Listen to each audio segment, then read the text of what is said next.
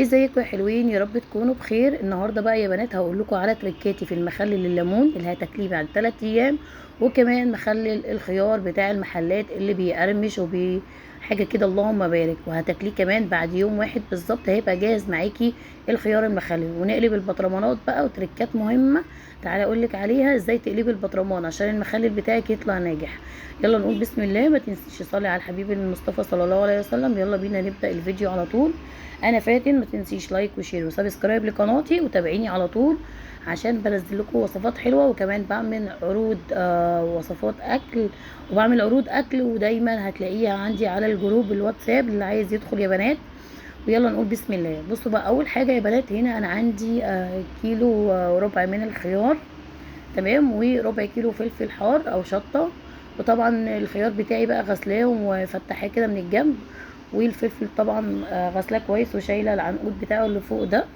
وحطيت كده بقى في البطرمان بتاعي زي ما انت شايفه، وهحط بقى شويه من الخيار سوري، الجزر المبشور. الجزر المبشور ده بيديله شكل حلو قوي، كمان طعم حلو.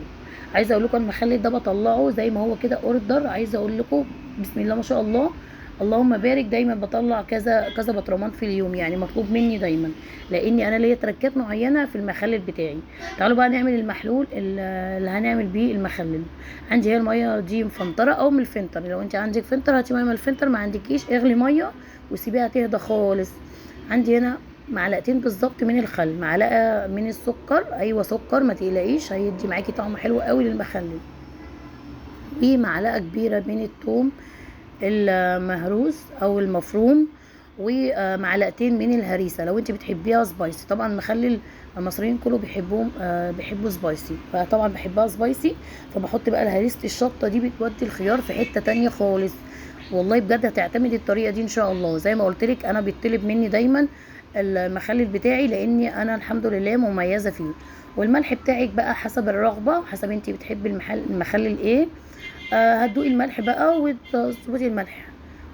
طبعا ممكن تحطي هنا بقى فلفل اسود حصى، ممكن كزبره حصى، ورق غار، براحتك خالص لو انت عايزه تنكهي المخلل. الناس بقى اللي بتحب النعناع تقدري تحطي كمان فيها ورق نعناع طازه فريش كده، بيديه للمخلل الخيار. بصي يعني التركيه دي مش هتلاقيها في اي حته تانية، حاجه كده اللهم بارك. بس انا بصراحه بعمله بطريقه العاديه خالص بتاعت امهاتنا. خلاص بقى كده حطيت الميه بتاعتي اهو، نغطيه لحد الاخر خالص. وادي كده الخيار بتاعنا خلص. تعالوا نشوف الليمون. جبت الليمون وفتحته كده من النص، وفتحه بس كده بالنص مش 3/4 لا. وسبته كده اول ما خد 3 غلوات على النار، ما يعني ما يتهريش منك، تحسي كده ان هو دخل في السوا خلاص. بالظبط بياخد معاكي 10 دقايق. هعمل بقى الخلطه بتاعت الليمون. انا هعمله معصفر او عصفر بس مش محشي، لا، هعمله بطريقه سهله جدا، اي بنات تقدر تدخل تعمل المخلل الليمون ده، لان احنا كمصريين مخلل الليمون ده جنب بقى شوربه عدس، جنب الاكلات الحلوه بتاعت الشتاء دي اساسي. جبت بعد هنا ما الليمون خد مني 10 دقايق وبرد تماما، جبت البطرمان حطيت فيه كام واحده، واحط بقى الخلطه بتاعتي. الخلطه بتاعتي عباره عن ايه يا فاتن؟ 3 معالق من العصفر، ومعلقتين من هريسة الشطة، و3 ليمونات عصرتهم عليها وقلبتهم كويس جدا بقى. وهحط بين طبقة الليمون معلقة كبيرة من الخلطة دي. هو كده مش هحشيه الليمونة كلها. طب انت عايز تعمليه تحشيه احشيه، بس انا بقولك اسهل طريقة. كل بين طبقة يعني ب10 مثلا ليمونات هحط طبقة من الشطة بالعصفر. عايزه اقول لكم تحفه تحفه. شايفين شكله عامل ازاي؟ اللهم بارك. حطيت بقى بالظبط يعني نص الليمون، نص البطرمان الليمون ميه، لان الليمون يعني بيزود، تحسي كده ان هو مهما بيقعد تلاقيه كده ايه بيطلع ميه. فما تحطيش ميه للاخر خالص، خلي البطرمان للنص. وتاني يوم تشوفي بقى عايز ميه ممكن تحطي تاني، او عايز محلول يعني. وادي كده المخلل بتاعنا بسم الله ما شاء الله. لازم تقلبي كده البطرمان من فوق ومن تحت، اقلبيه بقى كده لتاني يوم عشان لو في هوا ولا اي حاجه يطلع معاك. وبكده يا بنات بقى تقدروا تاكلوا المخلل الخيار بعد يوم. اما الليمون 3 ايام وتفتحي عليه وهتلاقي بجد احلى ليمون دايب وطعمه حلو جدا. وطريقه سهله للليمون انا معتمداها من سنين، ودايما زي ما قلت لكم بطلعها في الاوردرات بتاعتي.